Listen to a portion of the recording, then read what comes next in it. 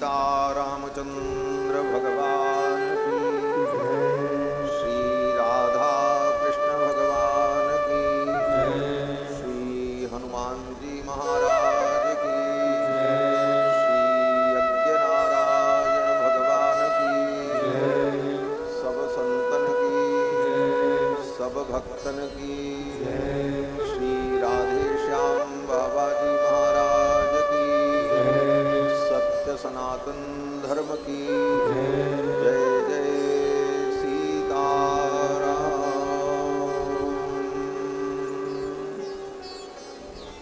हरि ओम। तच्छंजोरावृणीमहे गातुं यज्ञाय गातुं यज्ञपतये दैवी स्वस्तिरस्तु नः स्वस्तिर्मानुषेभ्यः ऊर्ध्वं जिगातु भेषजं शन्नो अस्तिद्विपदे सं चतुष्पदे विश्वानि देव सवितर्दुरितानि पराशुव यापतये नमः।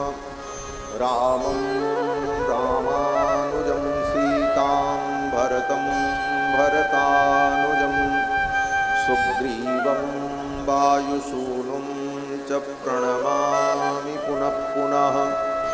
नमोऽस्तु रामाय सलक्ष्मणाय देव्यै च तस्यै जनकात्मजायै। नमोऽस्तु रुद्रेन्द्रयमानिलेभ्यो नमोऽस्तु चन्द्रार्कमरुद्गणेभ्यः।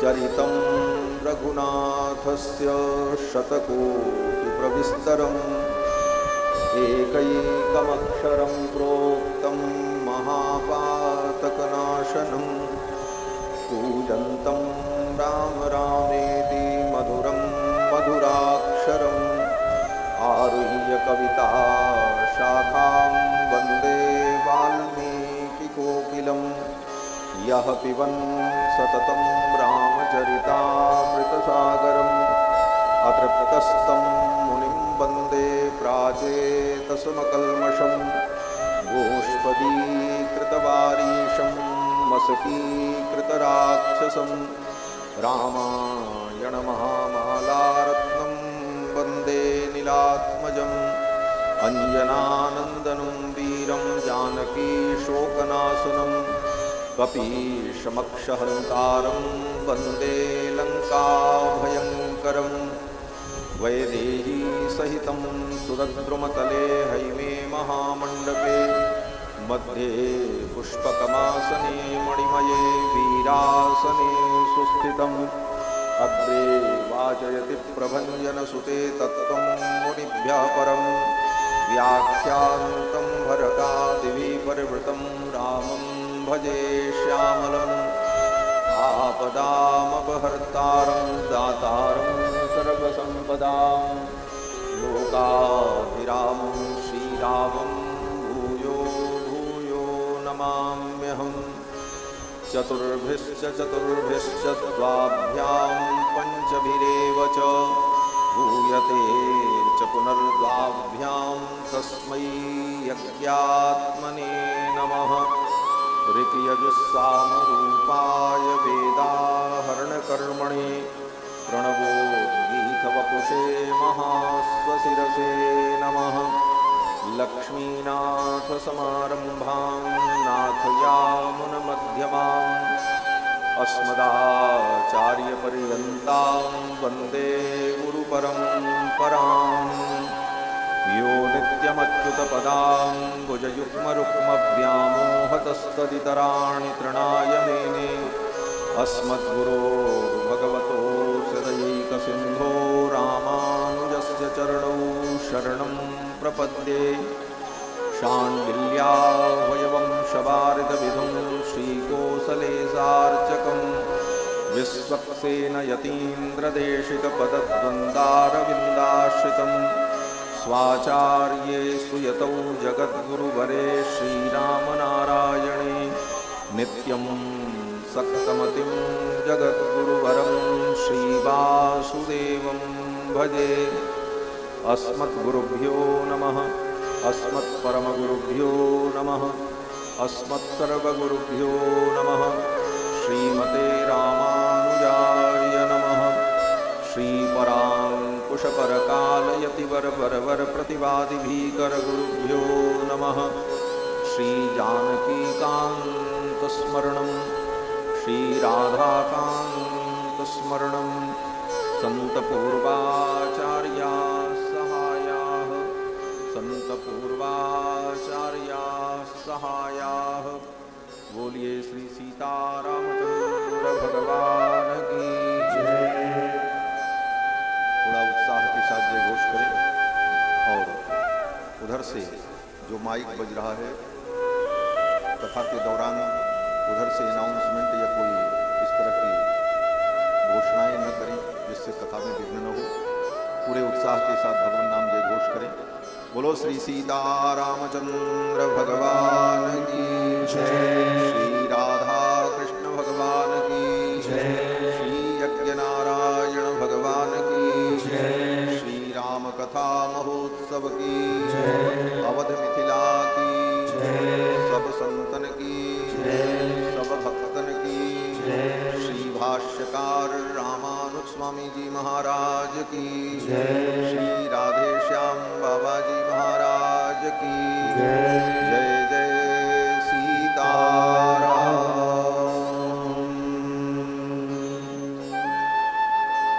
भगवान मर्यादा पुरुषोत्तम प्रभु श्री राम की मंगलमयी कथा का हम सभी लोग श्रवण लाभ प्राप्त करें। उसके पूर्व भगवान के मंगलमय नाम का श्रद्धा भाव से संकीर्तन कर लें। पश्चात भगवान की पावन चर्चा श्रवण करेंगे।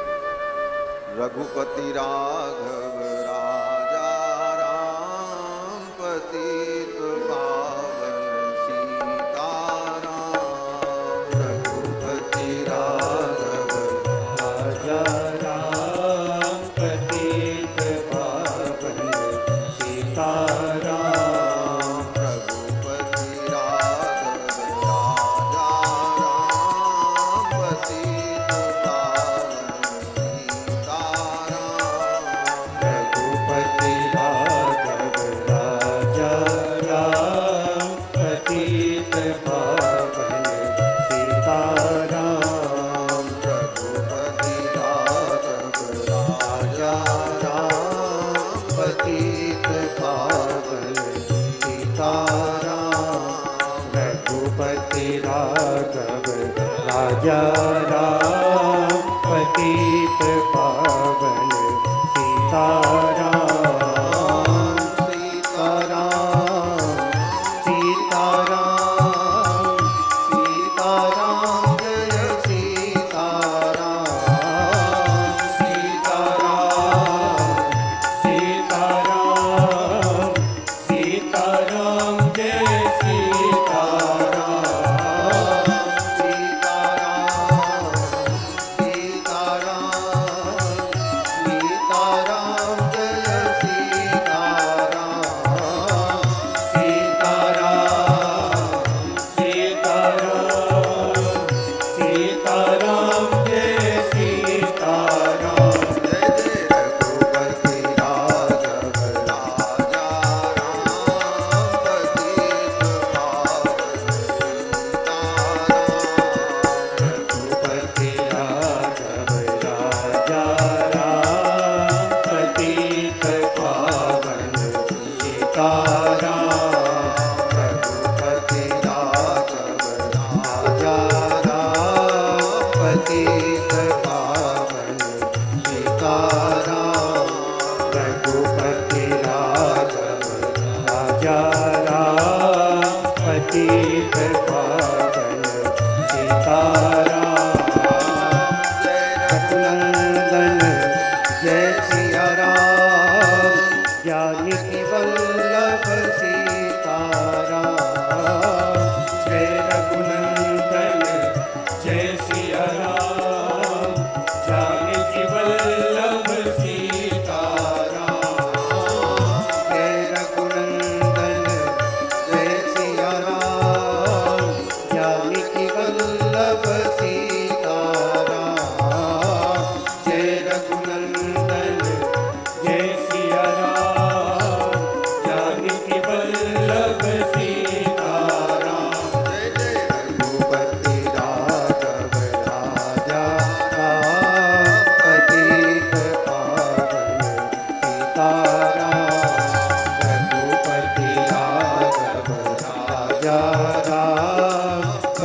पतित पावन सीताराम, रघुपति राघव राजा राम, पतित पावन सीताराम, रघुपति राघव राजा राम, पतित पावन सीताराम।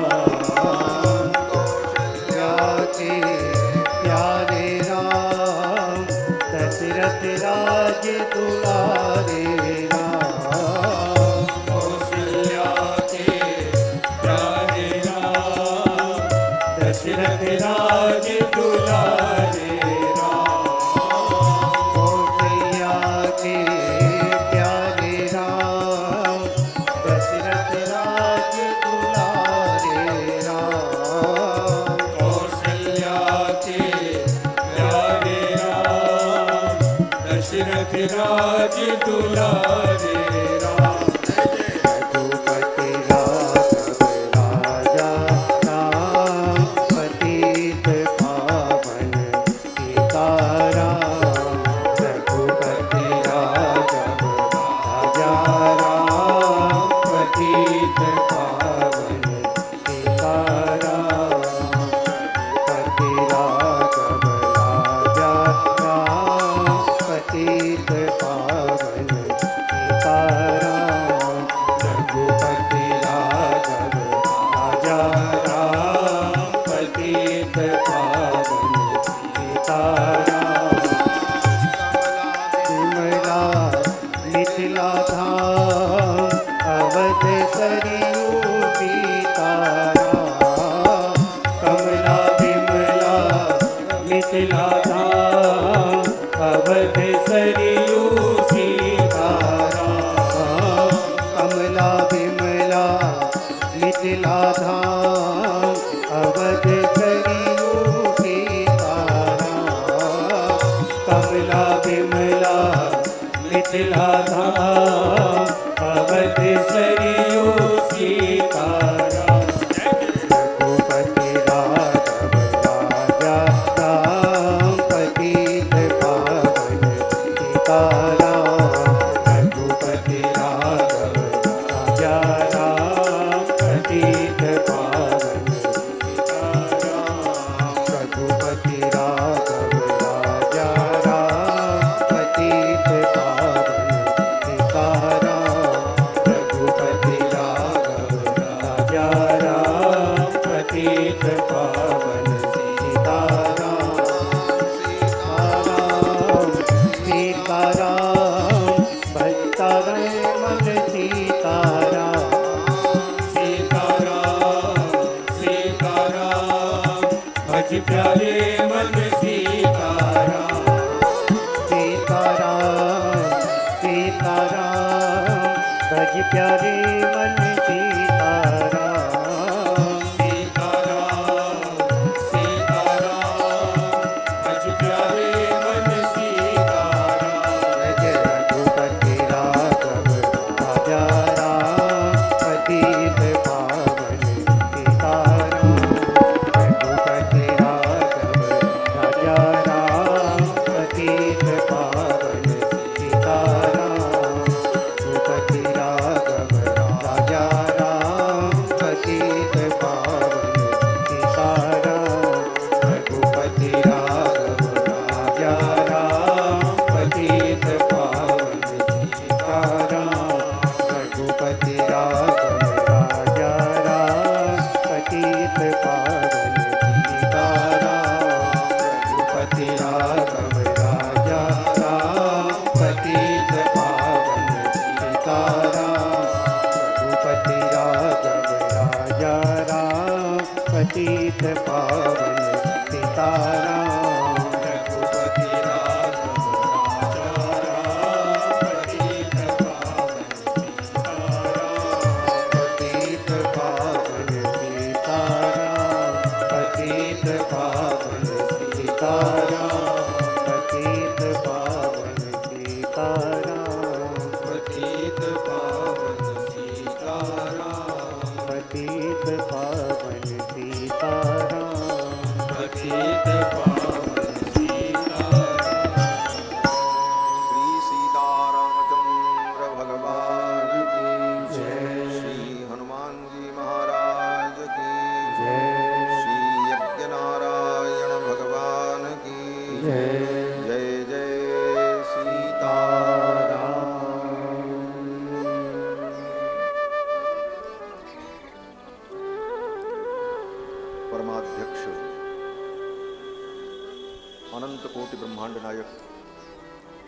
सर्वेश्वरेश्वर भगवान श्री सीतारामचंद्र जी, जिनकी वांगमयी मूर्ति, शब्दमयी मूर्ति रामायण के माध्यम से हम सभी लोग भगवान की मंगलमयी पुण्यगाथा श्रवण कर रहे हैं।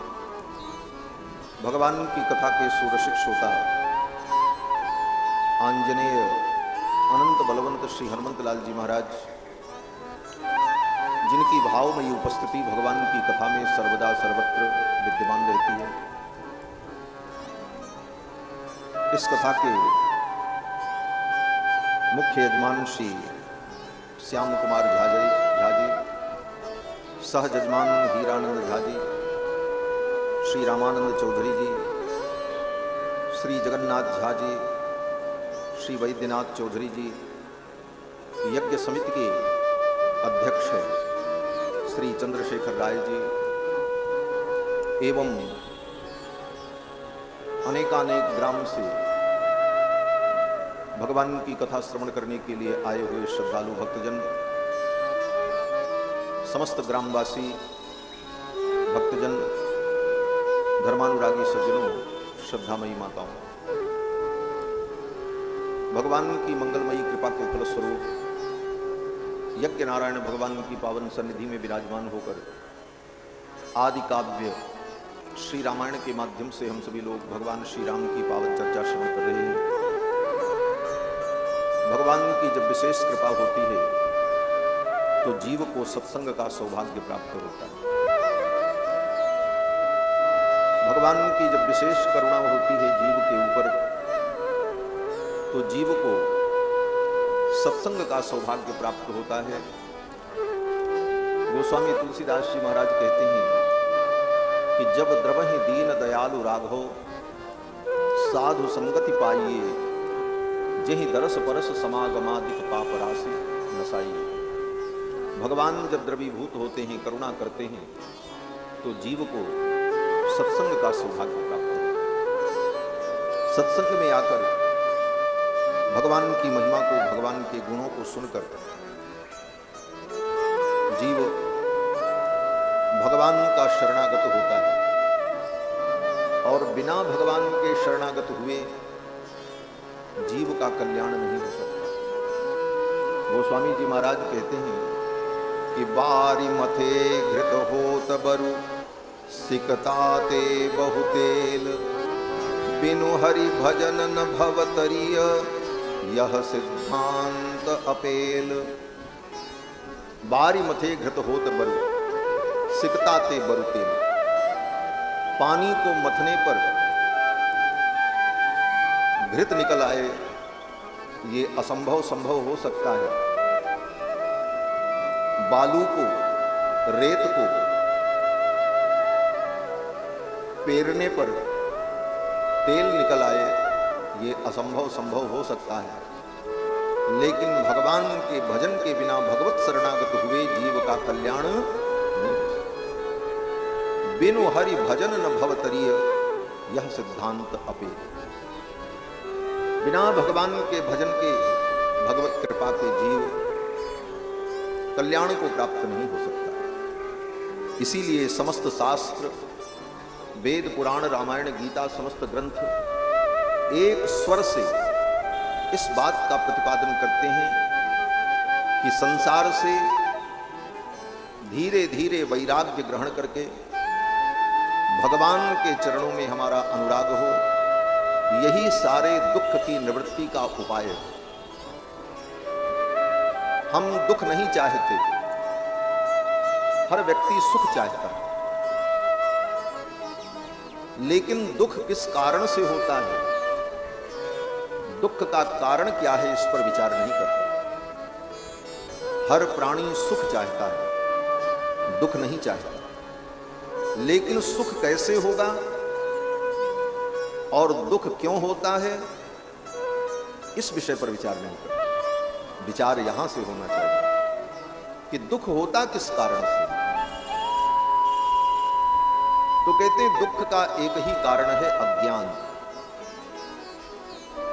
दुख का मूल कारण है अविद्या, अज्ञान। कैसा अज्ञान? बोले हम भगवान से विमुख होकर अपने आराध्य स्वामी परमात्मा से विमुख होकर संसार को हमने अपना मान लिया, जो अपना नहीं है उसे अपना माना और जो अपना है उसे हम भूल गए, यही दुख का कारण है। इस अविद्या अज्ञान के कारण ही जीवात्मा जन्म जन्म से दुख प्राप्त कर रहा है। क्या दुख प्राप्त कर रहा है? बोले पुनरपि जननम पुनरपि मरणम, बार बार जन्म ले रहा है, बार बार मर रहा है, यही तो हो रहा है। और हम सुखी नहीं हो पा रहे हैं। जन्म लेकर के सुख के साधनों को बटोरने में लगते हैं, लेकिन वो सुख के साधन भी एक दिन क्षीण हो जाते हैं और फिर हम दुखी हो जाते हैं। और यही लीला जन्म जन्म से जीव की चल रही है। पुनरपि जननम पुनरपि मरणम पुनरपि जननी जठरे शयनम, बार बार हम माँ के गर्भ में आते हैं, फिर जन्म लेते हैं, फिर नए सिरे से जिंदगी की शुरुआत करते हैं। पहले दुनिया को सीखते हैं, जानते हैं, फिर सब ठीक करने का प्रयत्न करते हैं कि सब कुछ ठीक हो जाए, और ठीक कुछ नहीं होता। ठीक करते करते हम ही ठीक हो जाते हैं और दुनिया से चले जाते हैं। ये जगत का सत्य है। इस सत्य को जब तक हम ठीक ठीक नहीं समझेंगे, तब तक हम सुखी नहीं हो सकते। पुनरपि जननम पुनरपि मरणम पुनरपि जननी जठरे शयनम। तो इस दुख की निवृत्ति कैसे हो? ये जो परंपरा अनादिकाल से चली आई, जन्म लेना, मरना, पैदा होना, फिर मरना, ये परंपरा कैसे टूटे? तो भगवान शंकराचार्य कहते हैं कि भज गोविंदम भज गोविंदम, गोविंद का भजन करो। भज गोविंदम भज गोविंदम गोविंदम भज मूढ़मते। हे मूढ़मती, तू गोविंद का भजन कर, क्योंकि भगवान के भजन के बिना, भगवान के चरणों की शरणागति के बिना जीव का कल्याण नहीं हो सकता। किसी भी साधन से जीव का कल्याण नहीं हो सकता। क्यों? बोले अगर हमारे ज्ञान से, हमारी बुद्धि से, हमारे कर्मों से हमारा कल्याण हो जाता, तो जन्म जन्म से सब कुछ करते चले आए, हुआ कुछ नहीं, ज्यों के त्यों। वही ढाक के तीन पात, जो कहावत है, ढाक के तीन पात, ज्यों के त्यों रहे।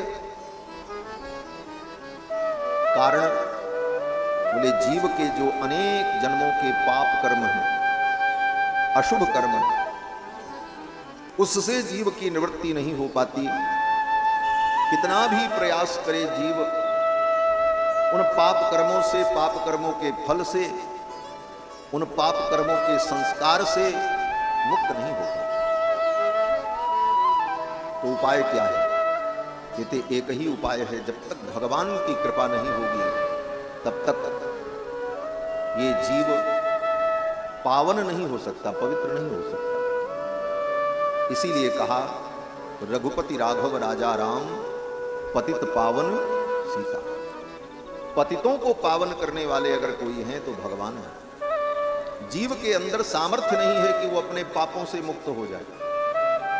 भगवान ही कृपा करके उन पापों से हमें मुक्त करके पावन बना दें, तभी संभव है।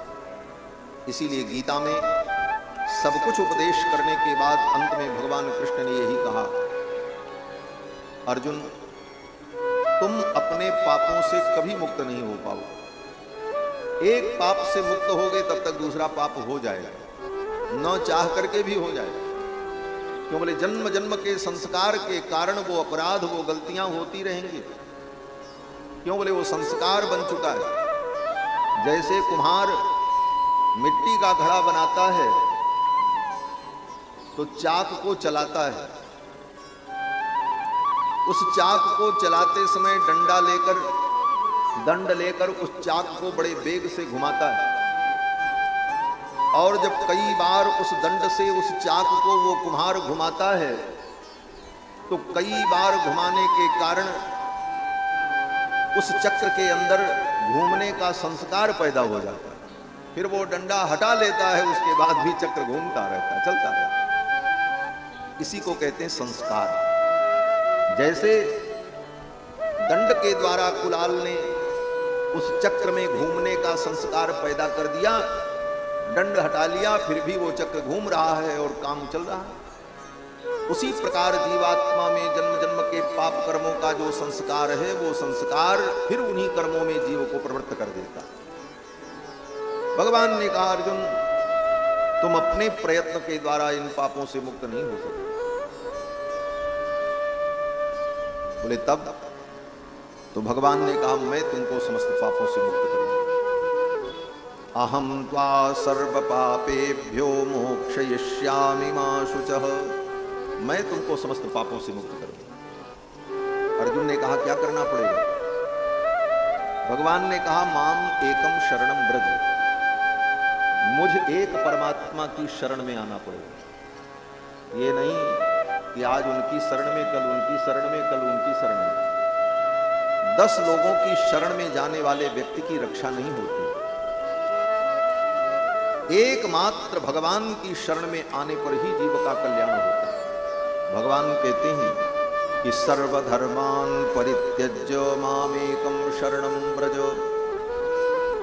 सब धर्मों को छोड़कर माम एकम शरणम ब्रज, मुझ परमात्मा की शरण में तुम आ जाओ, मैं तुमको समस्त पापों से मुक्त कर दूंगा।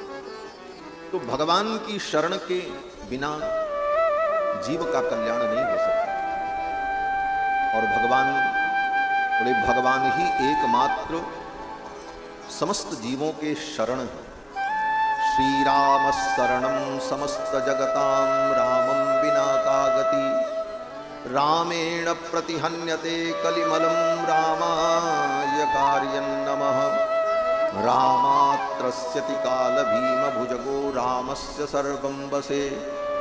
रामे भक्तिरखंडिता भवतु मे भो राम मामुद्धर। श्री वेदव्यास जी कहते हैं कि श्री राम शरणम समस्त जगताम, समस्त जगत के एकमात्र शरण, शरण माने रक्षक, भगवान। श्री राम शरणम समस्त जगताम। समस्त जगताम का मतलब चाहे विद्वान हो, चाहे ज्ञानी हो, चाहे साधु हो, चाहे असाधु हो, चाहे विरक्त हो, चाहे गृहस्थ हो, चाहे राजा हो, चाहे रंक हो, सबकी एकमात्र शरण अगर कोई है तो राम जी है। श्री राम शरणम समस्त जगताम। बोले दूसरा कोई शरण नहीं है? बोले नहीं है। और राम जी के अलावा कोई गति नहीं है, जाओगे कहां? रामम बिना का गति। राम जी के बिना कोई गति नहीं है। राम जी को छोड़कर कहीं जाओगे तो गति नहीं होगी, दुर्गति जरूर हो जाएगी। रामम बिना का गति। और राम जी की शरण में आ गए तो रामेण प्रतिहन्यते कलिमलम। राम जी तुम्हारे सारे दोषों को, सारे पापों को समाप्त कर देंगे।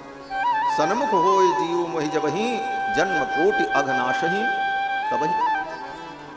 तो भगवान की शरण में आने पर रामेण प्रतिहन्यते कलिमलम रामाय कार्यं नमः। इसके लिए क्या करना पड़ेगा? कहते रामाय कार्यं नमः। राम जी को प्रणाम करो। राम जी के चरणों में प्रणाम निवेदन कर दोगे, प्रणाम मात्र से राम जी प्रसन्न हो जाते। दुनिया को प्रणाम करते रहो, सम्मान देते रहो, फिर भी दुनिया प्रसन्न नहीं होती। इसलिए दुनिया को प्रसन्न करने की अपेक्षा भगवान को प्रसन्न कर लेना, यही बुद्धिमानी है। रामाय कार्यं नमः। राम जी के चरणों में हम प्रणाम करें। राम जी क्या करेंगे? बोले रामात्रस्यति काल भीम भुजगो। राम जी के द्वारा ये काल भी डरता है। जिस काल से सारी दुनिया डरती है, वह काल भी अगर किसी से डरता है तो राम जी से डरता है। रामात्रस्यति काल भीम भुजगो रामस्य सर्वं वशे। और सब कुछ राम जी के ही वश में है, तुम्हारे हमारे वश में कुछ नहीं है। रामस्य सर्वं वसे। तो क्या करें? तो व्यास जी कहते हैं रामे भक्ति रखंडिता भवतु में। ऐसे राम जी में हमारी अखंड भक्ति हो। अखंड भक्ति अर्थात तेल की धारा के समान अखंड स्मरण भगवान का हो। तैल धारावद अविच्छिन्न स्मृति संतान। विद्वानों ने, आचार्यों ने कहा कि जैसे तेल की धारा अखंड होती है, उसी प्रकार भगवान के चरणों की अखंड स्मृति थी। इसी का नाम भक्ति है। रामे भक्ति रखंडिता भवतु में, भो राम माम उद्धर। हे राम, आप मेरा उद्धार करो। राम जी ही एकमात्र आश्रय हैं। यही रामायण का उपदेश है। श्रीमद् वाल्मीकि रामायण आदि काव्य, जो कि वेदों का व्याख्यान भूत ग्रंथ है, चारों वेदों की ही व्याख्या रामायण के रूप में महर्षि वाल्मीकि ने प्रस्तुत की। दूसरे शब्दों में कहा जाए तो चारों वेद की जो जननी है, मां है, वेद माता गायत्री। गायत्री छंदसाम मातर ब्रह्म योने नमोस्तुते। गायत्री जो वेद माता है, उस गायत्री मंत्र में संपूर्ण ज्ञान विज्ञान निहित है। उसी गायत्री मंत्र की व्याख्या श्रीमद् वाल्मीकि रामायण है। गायत्री मंत्र में 24 अक्षर हैं। तत्सवितुर्वरेण्यम से प्रारंभ करके प्रचोदयात पर्यंत। उसके पहले जो ओम भूर्भुवः स्वः कहा जाता है, वो गायत्री नहीं है। वो गायत्री के मंत्र के पहले व्याहृति का उच्चारण करने का विधान है। इसलिए गायत्री मंत्र के पहले ओम भूर्भुवः स्वः इतना कह करके तब तत्सवितुर्वरेण्यम, यहां से गायत्री प्रारंभ होती है। तो तत्सवितुर्वरेण्यम से प्रचोदयात पर्यंत जो गायत्री मंत्र है, इसके 24 वर्ण हैं। इन्हीं 24 वर्णों की व्याख्या, एक एक अक्षरों की व्याख्या महर्षि वाल्मीकि ने एक एक 1000 श्लोकों में किया है।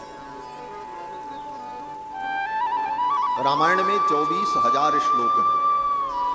एक एक अक्षर की व्याख्या एक एक 1000 श्लोकों के रूप में महर्षि वाल्मीकि ने, और उसी क्रम से किया है। गायत्री का प्रारंभ त अक्षर से होता है, तत्सवितुर्वरेण्यम। रामायण का भी प्रारंभ त से होता है। तपस्वाध्याय निरतम तपस्वी वाग्विदाम्बरम, नारदम परिपप्रच्छ वाल्मीकिर्मुनिपुंगवम्।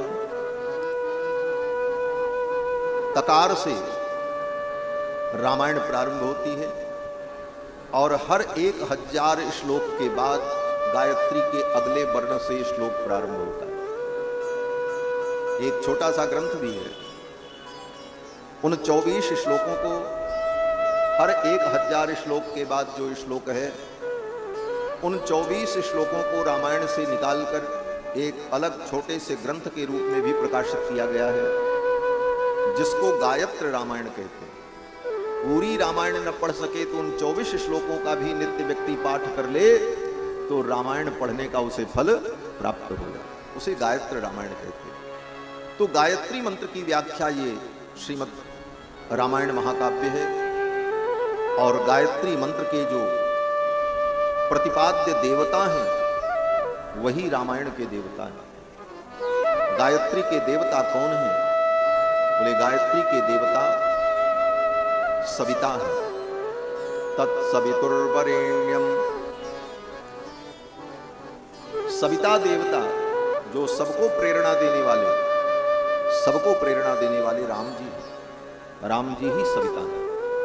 और उन सविता देवता का जो भर्ग है, तेज है, उस तेज की उपासना यही गायत्री मंत्र का विषय है। भर्गो देवस्य धीमहि। उन सविता देवता का जो भर्ग है, तेज है, उस तेज का हम ध्यान करते हैं क्यों ध्यान करते हैं? बोले धियो योनः प्रचोदयात्। वह तेज सविता देवता का जो भर्ग है, सविता देवता जो है, हमारी बुद्धि को प्रेरित करें, हमारी बुद्धि को प्रेरणा प्रदान करें। गायत्री मंत्र में भगवान से यही प्रार्थना की जाती है, हे प्रभु आप हमारी बुद्धि को सही दिशा में प्रेरित करें। भगवान प्रत्यक्ष प्रकट होकर किसी का हाथ पकड़ करके ये नहीं कहते कि तुम ये करो और ये न करो।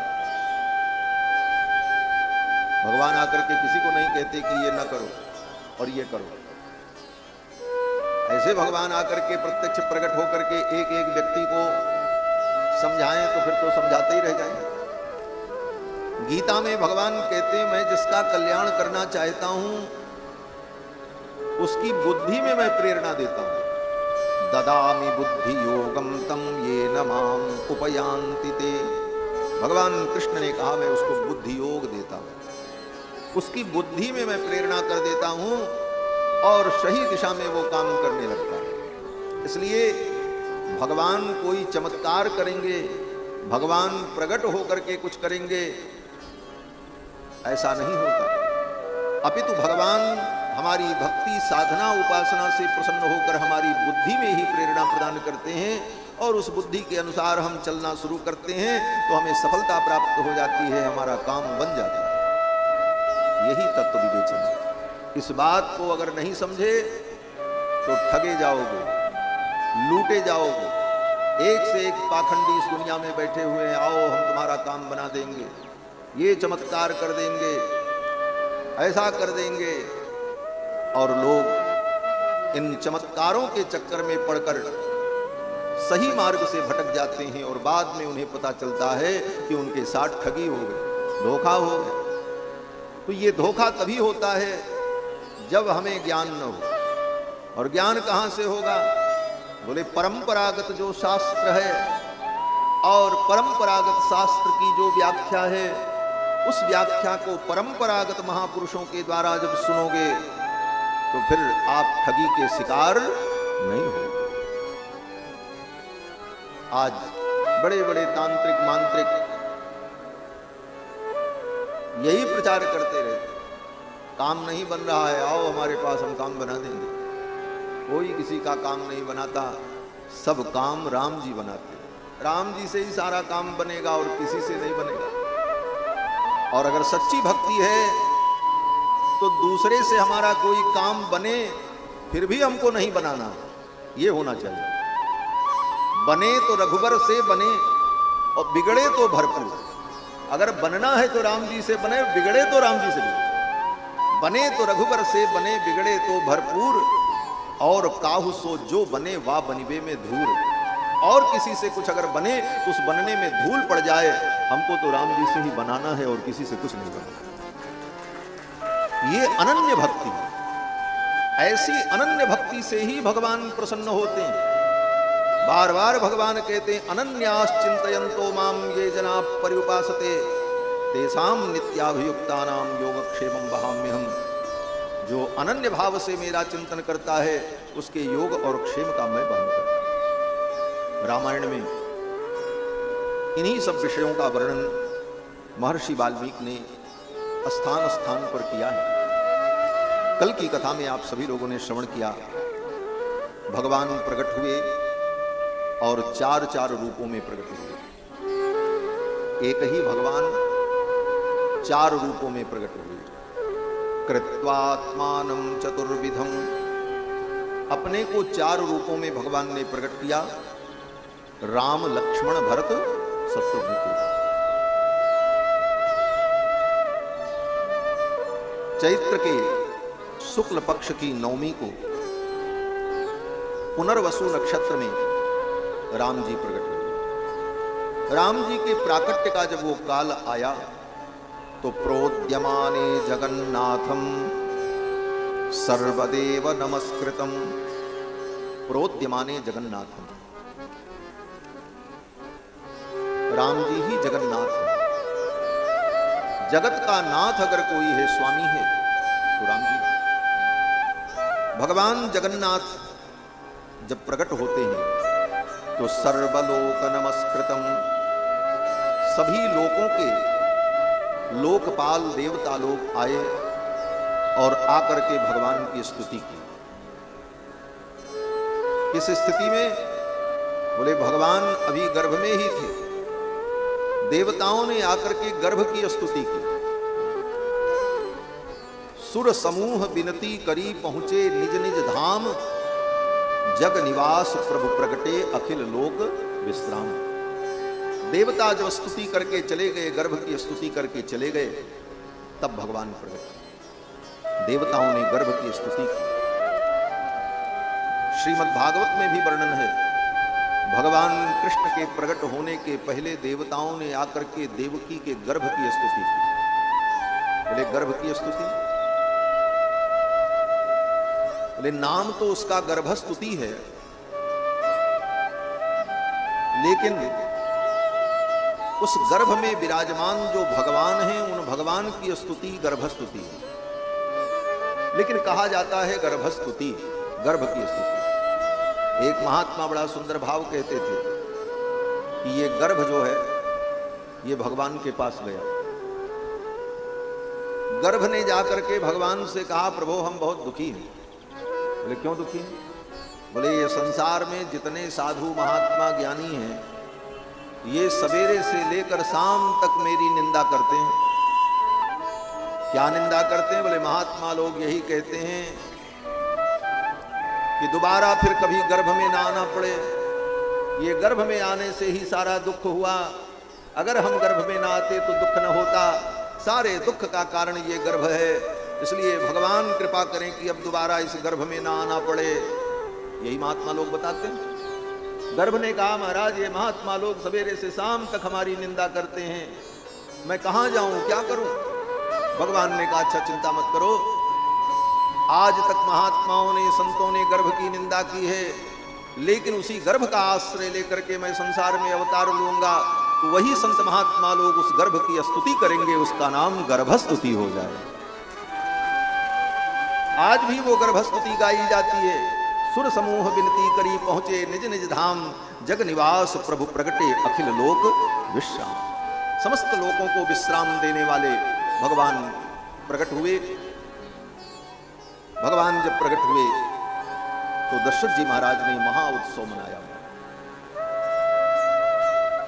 महर्षि वाल्मीकि कहते हैं कि प्रदेयाश्च ददौ राजा सूतमागध वंदिनाम। राजा दशरथ ने सूत मागध बंदी जन गुणी जन इन सबको खूब दान किया। ब्राह्मणेभ्यो ददौ वित्तम गोधनानि सहस्रशः। ब्राह्मणों को गोदान किया, स्वर्ण मुद्राओं का दान किया, और दशरथ जी महाराज ने अपना खजाना खोल दिया और कहा, लुटाओ महाराज। कितना लुटाया? गोस्वामी तुलसीदास जी महाराज कहते हैं सब कुछ दिया और सबको दिया। और विशेषता क्या थी? बोले जो पाया वो भी अपने पास नहीं रखा, उसने भी लुटा दिया, ले जाओ। सर्वस काल दीन सब काबू, सर्वस काल दीन सब काबू। यही पावा राधा नहीं काबू, यही पावा राधा नहीं काबू। सर्वस काल दीन सब काबू, सर्वस काल दीन सब काबू। सर्वस काल दीन। सबको सब कुछ दिया। विशेषता क्या थी? बोले जो पाया वो भी अपने पास नहीं रखा, उसने भी लुटा दिया, ले जाओ। दे दे करके लोगों ने अपना घर खाली कर दिया। देत सबन मंदिर रितये, तुलसीदास पुनि भरे, देखियत राम कृपा चितवनि चितये। दे दे करके लोगों ने अपना घर खाली कर दिया, और जब देखते हैं जाकर के तो घर फिर भरा हुआ, खजाना भरा हुआ। क्या संकेत है? बोले यही संकेत है कि भगवान की सेवा में, धर्म के कार्य में, सत्कर्म में अगर धन का व्यय किया जाए तो धन कभी घटता नहीं है। दान किए धन ना घटे जो सहाय रघुवीर। लोग जा जाकर के अपना घर देखते हैं तो फिर भरा हुआ है। देत सबन मंदिर रितये तुलसीदास पुनि भरे देखियत राम कृपा चितवन चितये। ऐसी राम जी की कृपा बरस रही थी, परम आनंद हुआ। मां कौशल्या ने सुंदर पुत्र को जन्म दिया और राम जी के प्रकट होने के 18 घंटे बाद जब पुष्य नक्षत्र आया तो पुष्य नक्षत्र में महारानी केकई ने सुंदर पुत्र को जन्म दिया। भरत जी का प्राकट्य हुआ और भरत जी के प्राकट्य के 6 घंटे बाद सुमित्रा जी ने सुंदर 2 पुत्रों को जन्म दिया। लक्ष्मण जी का प्रादुर्भाव हुआ और शत्रुघ्न जी का प्रादुर्भाव हुआ। पुनर्वसु नक्षत्र में राम जी प्रकट हुए और पुनर्वसु के बाद जब पुष्य नक्षत्र आया तो भरत जी प्रकट हुए। पुष्ये जातस्तु भरतो मीन लग्ने प्रसन्नधि। पुष्य नक्षत्र के मीन लग्न में भरत जी का प्रादुर्भाव हुआ और भरत जी के प्रादुर्भाव के बाद सार्पे जातौ तु सौमित्री। श्लेषा नक्षत्र जब आया तो श्लेषा नक्षत्र में सुमित्रा ने सुंदर 2 पुत्रों को जन्म दिया, कुमार लक्ष्मण और कुमार शत्रुघ्न का प्रादुर्भाव। चौथी अवस्था में दशरथ जी को 4 पुत्रों की प्राप्ति हुई। दशरथ जी महाराज को परम आनंद हुआ। परम आनंद पूरी मन राजा कहा बुलाए बजावहूं बाजा। दशरथ जी महाराज बड़े प्रसन्न हुए, कहा बाजा बजाने वाले आओ, उत्सव मनाओ। फिर तो अयोध्या में बड़ा अद्भुत उत्सव है, जन्म महोत्सव भगवान का मनाया। दूर दूर से सुन करके बधूटियां, सीमंतनियां मांगलिक द्रव्यों को लेकर, पुष्पहार लेकर, उपहार लेकर राजा दशरथ के भवन की ओर चल पड़ी। महाराज दशरथ को और कौशल्या रानी को बधाई देने के लिए। क्रंद क्रंद मिली चली लुगाई, सहज श्रृंगार किए उठ गाई। वृंद वृंद मिल चली लुगाई, सहज श्रृंगार किए उठ गाई। कनक कलश मंगल भरी धारा, कनक कलश मंगल भरी धारा। गावत पैठई धूप दुआरा, गावत पैठई धूप दुआरा। क्रंद क्रंद मिली चली लुगाई, सहज श्रृंगार किए उठ गाई। सहज श्रृंगार किए उठ गाई, सहज श्रृंगार किए उठ गाई। बधूटियों ने आकर के महाराज दशरथ को और कौशल्या जी को बधाई दी, बालक को आशीर्वाद दिया।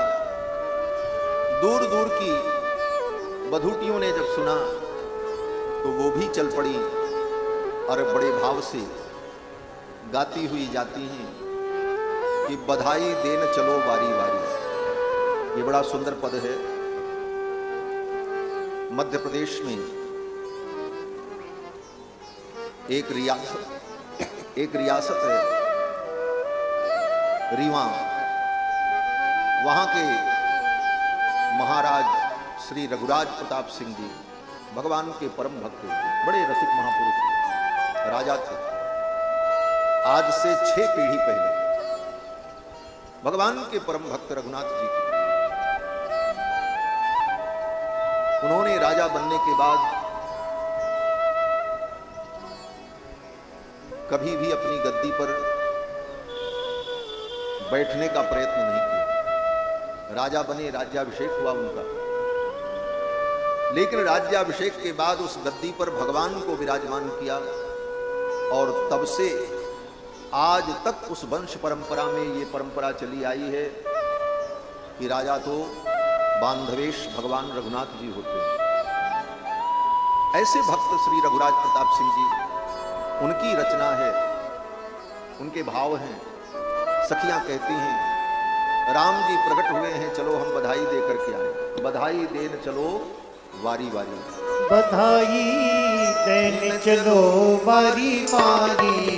बधाई देन चलो बारी बारी, बधाई देन चलो बारी बारी, बधाई देन चलो बारी बारी, देन चलो बारी बारी, बधाई देन चलो बारी बारी, बधाई देन चलो बारी बारी, बधाई देन चलो बारी बारी, बधाई देन चलो बारी बारी, बधाई देन चलो बारी बारी, बधाई। कौशल्या के कई सुमित्रा, कौशल्या के कई सुमित्रा, कौशल्या के कई सुमित्रा, कौशल्या के कई सुमित्रा, जन्मायो सुत चारी, बधाई जन्मायो सुत चारी, बधाई जन्मायो सुत चारी, बधाई जन्मायो सुत चारी, बधाई देन चलो बारी बारी, बधाई देन चलो बारी बारी, बधाई देन चलो बारी बारी, अस अवसर फिर बहुरी न पई हो, अस अवसर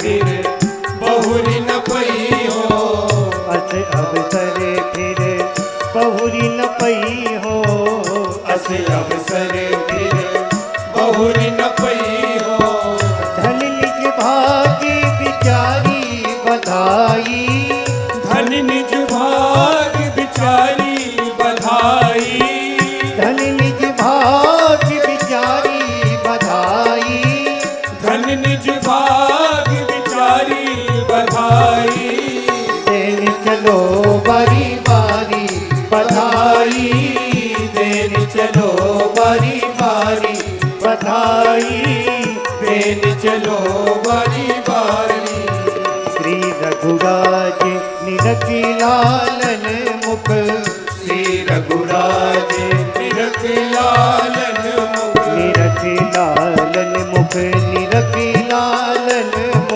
निरख लालन मुख, निरख लालन मुख, श्री रघुराज निरखी लालन मुख, श्री रघुराज निरख लालन मुख, पुनि पुनि ले बलिहारी, बधाई पुनि पुनि ले बलिहारी, बधाई पुनि पुनि ले बलिहारी, बधाई पुनि पुनि ले बलिहारी, बधाई देन चलो बारी बारी, बधाई देन चलो बारी बारी, बधाई देन चलो बारी बारी, श्री रघुराज निरख लालन मुख, श्री रघुराज निरख लालन मुख, श्री रघुराज निरख लालन मुख, श्री रघुराज निरख लालन मुख, पुनि पुनि ले बलिहारी, बधाई पुनि पुनि ले बलिहारी, बधाई पुनि पुनि ले बलिहारी, बधाई पुनि पुनि ले बलिहारी, बधाई देन चलो बारी बारी, बधाई देन चलो बारी बारी, बधाई देन चलो बारी बारी, बधाई देन चलो बारी बारी, देन चलो बारी, देन चलो बारी बारी। बोलो श्री राम लला सरकार की जय जय जय सीताराम।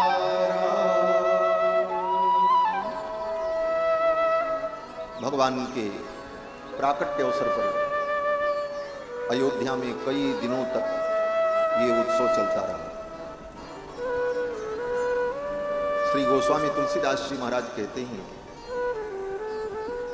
कि सूर्य भगवान इस उत्सव को देख करके रुक गए। सूर्य भगवान ने सोचा मेरे कुल में भगवान प्रकट हुए हैं, मैं भी इस उत्सव का दर्शन करूं। और सूर्य भगवान रुक करके इस उत्सव को देखने लगे। और देखने में इतने मगन हो गए कि आगे जाना भूल गए। परिणाम क्या हुआ? बोले सूर्य भगवान रुक जाएं तो क्या होगा? बोले दिन रुक जाएगा, दिन ठहर जाएगा। कितने देर रुके सूर्य भगवान? गोस्वामी जी कहते हैं 1 महीने तक सूर्य भगवान रुके रहे। रात हुई ही नहीं, क्योंकि सूर्यास्त हो तब रात हो। 1 महीने तक सूर्य भगवान रुके रहे और वह दिन 1 महीने के बराबर हो गया। 30-24 घंटे के बराबर एक दिन हो गया जिस दिन राम जी का जन्म महोत्सव मनाया। मास दिवस कर दिवस भा मरम न जाना कोई, रथ समेत रवि था क्यों निशा कवन विधि होय। रात हुई ही नहीं, 1 महीने के बराबर दिन हो गया। और जब 1 महीना बीत गया तब सूर्य भगवान को याद आया आगे चलना चाहिए। दिन मन चले करत गुणगाना। सूर्य भगवान का गुणगान करते हुए आगे बढ़े। ऐसा दिव्य उत्सव अयोध्या में हुआ। कितना आनंद हुआ, कहते उस समय के आनंद का वर्णन कोई कर नहीं सकता। वह सुख संपत्ति समय समाजा, कहीं न सकत सारद अहिराला। सरस्वती भी उस सुख का वर्णन नहीं कर सकती जो सुख, जो आनंद त्रेता युग में राम जी के अवतार लेने पर अयोध्या में हुआ। ये सब वर्णन महापुरुषों ने, संतों ने गाया।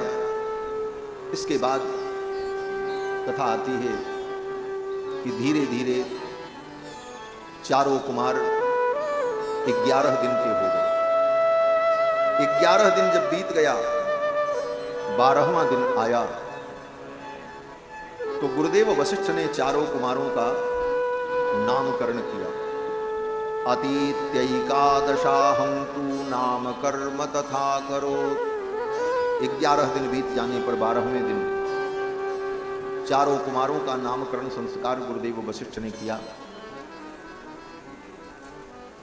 कौशल्या कुमार का नामकरण करते हुए वशिष्ठ जी ने कहा कि ज्येष्ठम रामम महात्मानम, हे राजन, आपके जो ज्येष्ठ पुत्र हैं इनका नाम राम होगा। ज्येष्ठम रामम महात्मानम भरतम कैकयी सुतम, और केकई के जो पुत्र हैं इनका नाम भरत होगा। सौमित्रिम लक्ष्मणमिति, सुमित्रा के जो बड़े पुत्र हैं उनका नाम लक्ष्मण होगा। और शत्रुघ्नम अपरम, तथा जो अपर पुत्र हैं, दूसरे पुत्र हैं, उनका नाम शत्रुघ्न। चारों कुमारों का नामकरण किया गुरुदेव वशिष्ठ ने। राम, लक्ष्मण, भरत, शत्रुघ्न। वशिष्ठ परम प्रीतो नामानि कुरुते तदा, और गुण के अनुकूल, धर्म के अनुकूल नामकरण किया। राम जी का गुण क्या है? बोले राम जी का गुण है वो आनंद सिंधु है, सबको आनंद देने वाले हैं। और जो आनंद सबको प्रदान करे, जो आनंद सिंधु हो, उसी को राम कहा जाता है। राम का मतलब है सबको आनंद देने वाला। जो आनंद सिंधु सुखराशि, सी करते त्रैलोक्य सुपासी, सो सुख धाम राम अस नामा। ऐसे जो कौशल्या कुमार हैं उनका नाम गुरुजी ने राम रखा। केकई के पुत्र का नाम भरत रखा। भरत का मतलब जो भरण पोषण करे, जो भर दे उसको कहते हैं भरत। भरतीति भरतः, जो भर दे। क्या भर दे? बोले लोगों के हृदय को राम प्रेम से भर दे, उसका नाम भरत।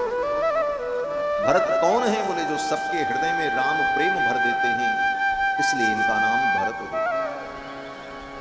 विश्व भरण पोषण कर जोई, ताकर नाम भरत अस।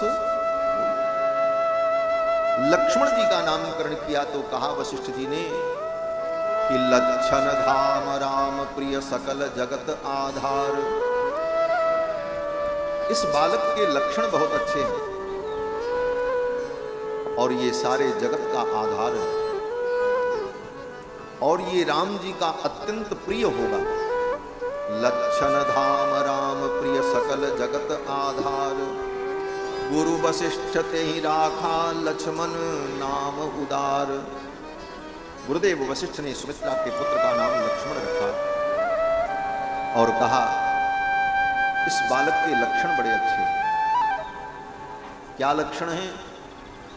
बोले इसके लक्षण कहते हैं कि ये अपने ज्येष्ठ भ्राता का परम सेवक होगा, परम अनुगामी होगा और अपने ज्येष्ठ भ्राता रघुनंदन के चरणों को ही अपना धन, अपनी संपत्ति, अपना सर्वस्व समझेगा। यही लक्ष्मण जी की विशेषता है। आगे लक्ष्मण जी के विषय में वर्णन करते हुए महर्षि वाल्मीकि ने यही कहा है कि लक्ष्मणो लक्ष्मी संपन्न बहिप्राण इवापरः। लक्ष्मणो लक्ष्मी संपन्न। लक्ष्मण जी महाराज कौन है? कहते हैं लक्ष्मी संपन्न, जो लक्ष्मी से संपन्न है। लक्ष्मण जी की कौन सी लक्ष्मी है?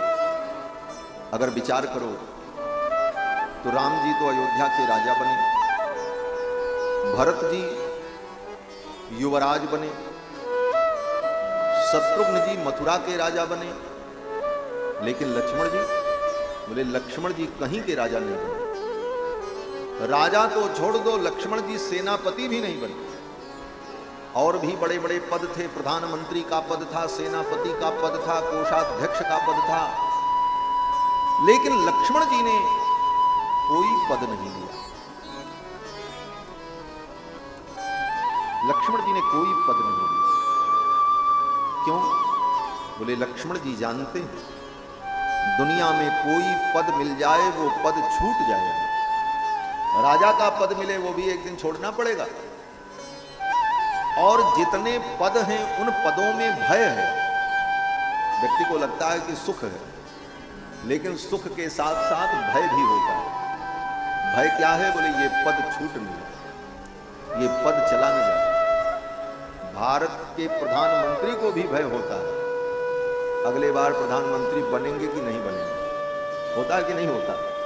होता है। बड़े से बड़े पद को पाने के बाद भी भय बना रहता है, ये पद चला गया। दुनिया के सारे पद भय से युक्त हैं। निर्भय पद अगर कोई है तो भगवान का पादारविंद है। भगवान का पादारविंद मिल जाए तो फिर कोई भय नहीं। क्योंकि दुनिया के जितने पद हैं वो मिलते हैं फिर छूट जाते हैं, लेकिन राम जी का पादारविंद रूपी जो पद है वह पद जल्दी मिलता नहीं और मिल जाए तो फिर कभी छूटता नहीं। ये विशेषता। लक्ष्मण जी ने सोचा ऐसा पद ग्रहण किया जाए जो पद कभी छूटे ही नहीं। तो ऐसा पद क्या है? तो वेदों ने कहा कि तत् विष्णोः परमं पदम सदा पश्यन्ति सूरयः। तद विष्णोः परमं पदम। भगवान विष्णु का जो पादारविंद है, पद है, तद विष्णोः परमं पदम, वही परम पद है, श्रेष्ठ पद है। और वो पद जिसको मिलता है फिर कभी छूटता नहीं। सदा पश्यन्ति सूरयः। उस पद का सदा अनुभव करते रहते हैं। उस पद को प्राप्त करने वाले लोग, वो सदा के लिए मिलता है। तद विष्णोः परमं पदम सदा पश्यन्ति सूरयः। तो विष्णु का पद। और विष्णु कौन है? बोले अर्थितो मानुषे लोके जज्ञे विष्णु सनातनः। देवताओं की प्रार्थना पर सनातन विष्णु ही राम के रूप में अवतरित है। शंख चक्र गदा पाणि पीतवासा जगतपति ही। जगत के स्वामी भगवान विष्णु ही राम जी के रूप में प्रकट हैं। इसलिए लक्ष्मण जी ने विचार किया कि इनका पादारविंद हमको मिले और कोई पद हमको नहीं चाहिए। लक्ष्मण जी ने कोई पद कभी नहीं लिया और अपने मन को सदा राम जी के चरणों में लगाया। इसीलिए लक्ष्मण जी का चरित्र हमारे लिए आदर्श चरित्र है। लक्ष्मण जी को जीवाचार्य के रूप में अनुभव किया गया है। ये समस्त जीवों के आचार्य हैं। आचार्य माने गुरु, और गुरु के पद चिन्हों पर ही शिष्य को चलना चाहिए, तभी कल्याण। लक्ष्मण जी महाराज जीवाचार्य हैं, और लक्ष्मण जी ने भगवान के चरणों को, भगवान के पादारविंद को ही अपना परम धन समझा, और उसके अतिरिक्त कभी कोई कामना नहीं की। और लक्ष्मण जी ने कभी राम जी के चरणों को नहीं छोड़ा, कभी राम जी के चरणों से अलग नहीं हुए। पूरी रामायण आप पढ़ो, भरत जी राम जी से अलग होते हैं कब? बोले राम जी जब मिथिला आते हैं तो भरत जी अयोध्या में ही रह जाते हैं। कहां साथ में आते हैं? बाद में आते हैं। राम जी जब वन की यात्रा पर गए उसके पहले, बोले उसके पहले ही भरत जी अपने मामा के घर चले गए। लौट करके आने के बाद चित्रकूट में मिले, लेकिन फिर अयोध्या चले आए, राम जी वन में चले गए। शत्रुघ्न जी महाराज भी भगवान से मिलते हैं, लेकिन फिर दूर भी होते हैं, बिछुड़ते भी हैं।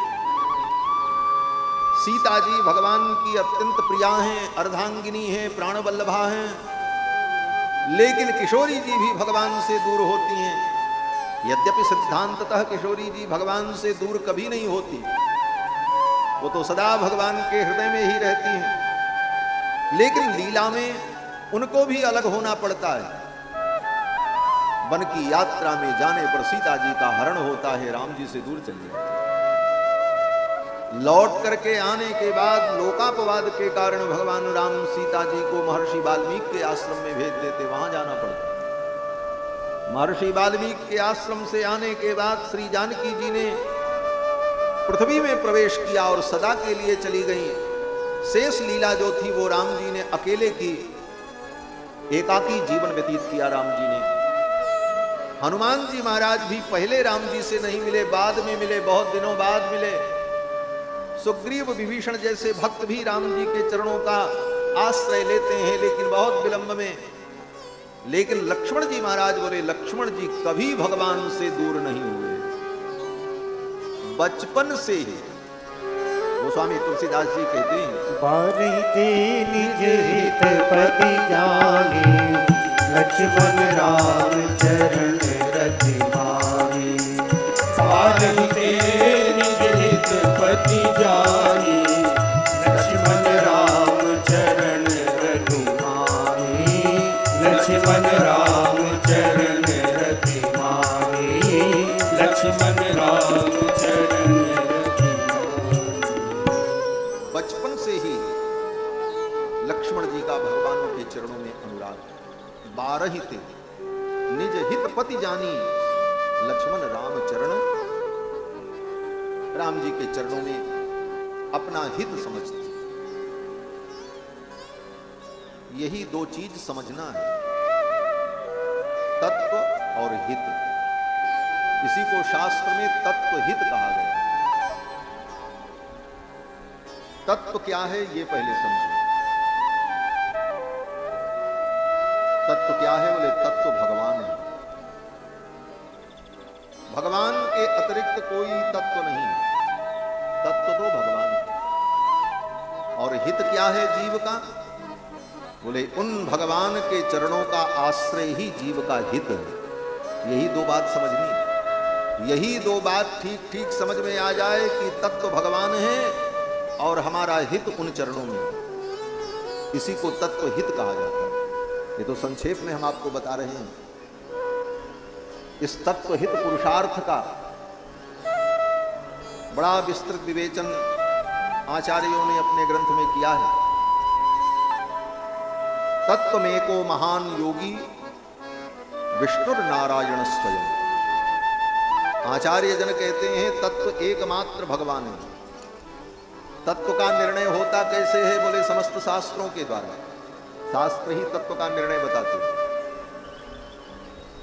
और सारे शास्त्रों का आलोडन करो, सब शास्त्र पढ़ो, वेद से लेकर हनुमान चालीसा पर्यंत सारे शास्त्रों का आलोडन करो तो निष्कर्ष क्या निकलेगा? बोले महाराज आज से पढ़ना शुरू करें तो जिंदगी बीत जाएगी, तब जाकर के निष्कर्ष पता चलेगा, क्योंकि शास्त्र कितने हैं।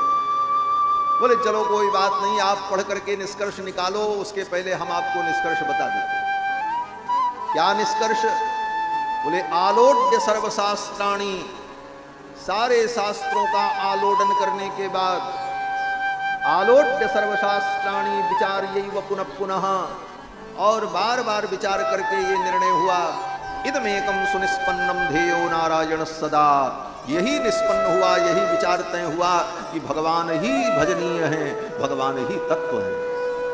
आलोड्य सर्वशास्त्राणि सुविचार्यैव पुनः पुनः, इदमेकम सुनिष्पन्नम ध्येयो नारायण सदा। समस्त शास्त्रों का आलोडन करने के बाद यही निर्णय होता है कि भगवान ही तत्व है। संक्षेप में आपको संकेत भी बता दें। सबसे प्रथम ग्रंथ क्या है? बोले वेद है। वेद भी भगवान की ही महिमा का वर्णन करता है। कोई भी वेद मंत्र पढ़ो, यहां बहुत से पंडित विद्वान वैदिक सभी लोग बैठे होंगे, कथा सुन रहे होंगे। किसी भी देवता का मंत्र पढ़ो तो सबसे पहले किसका नाम लिया जाता है? इंद्र का भी मंत्र पढ़ो तो पहले भगवान का नाम लिया जाता है। हरि ओम त्रातारविंद्रमवितारविंद्रग्गो हवे हवे सुहवग्गो। मंत्र जब पढ़ेंगे इंद्र का तो पहले क्या कहना पड़ेगा? हरि ओम। श्री गणेश जी का मंत्र भी पढ़ोगे तो पहले क्या कहना पड़ेगा? हरि ओम गणानां त्वा गणपतिगुं हवामहे, प्रियाणां त्वा प्रियपतिगुं हवामहे, निधीनां त्वा निधिपतिगुं हवामहे। रुद्र का मंत्र भी पढ़ो तो सबसे पहले भगवान का नाम लेना पड़ता है। हरि ओम नमस्ते रुद्रमन्यव उतोतैखवे नमः, बाहुभ्याम उदते नमः। हरि ओम त्र्यंबकं यजामहे सुगंधिं पुष्टिवर्धनम्, उर्वारुकमिव बंधनान् मृत्योर्मुक्षीयमामृतात्। कोई भी देवता का वेद मंत्र पढ़ा जाएगा तो सबसे पहले किसका नाम लिया जाएगा? भगवान हरि का नाम लिया जाएगा। हरि ओम। ये संकेत है कि वेदों के द्वारा प्रतिपाद्य तत्व कौन है? बोले भगवान हरि। और वेदों में पुरुष सूक्त में तो विशेष रूप से भगवान की महिमा का स्पष्ट वर्णन वेदों ने किया। और फिर स्मृतियों में भी भगवान श्री हरि की महिमा का वर्णन किया। रामायण और महाभारत ग्रंथ में भी भगवान की ही महिमा का वर्णन किया। पुराणों में भगवान की महिमा का वर्णन किया।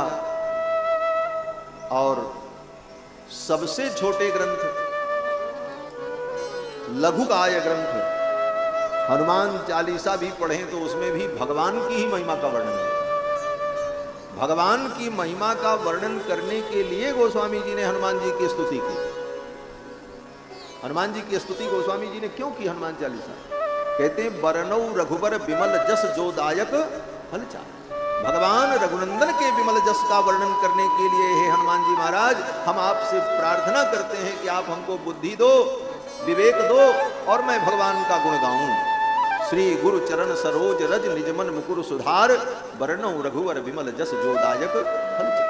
बुद्धिहीन तनु जानु के सुमिरौ पवन कुमार, बल बुद्धि विद्या देहु मोहि हरहु कलेश विकार। उस लघु